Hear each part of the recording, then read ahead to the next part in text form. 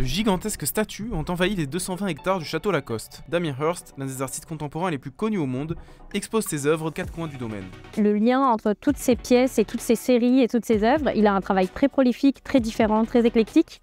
Le lien, c'est toujours un rapport à la science et un questionnement autour des religions, de l'art, la position de l'art, qu'est-ce que de l'art, où ça s'arrête, où ça commence, et toutes ces histoires de mythes, de réalité. Voilà. C'est un questionnement qui est très large.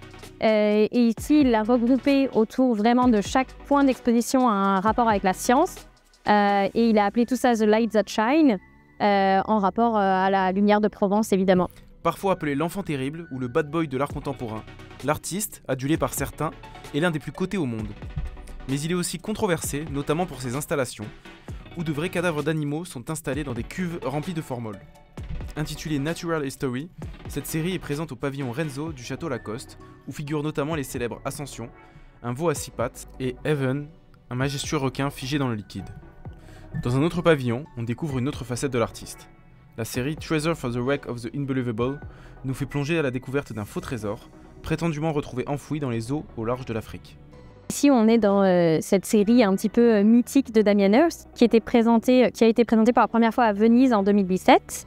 Elle est un petit peu unique parce qu'en fait, tout le principe, c'est que ça repose autour d'un mystère qui est ce trésor caché que les plongeurs auraient découvert au début des années 2000 et 2010 et qu'il aurait donc présenté en 2017 à Venise.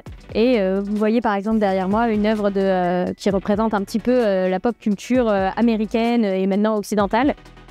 Des œuvres inédites ont également été présentées à la Galerie des Anciens Chais, la série Cosmos, l'espace étant une autre source d'inspiration pour ce passionné d'astronomie, qui a été le premier à envoyer une œuvre dans l'espace en 2003.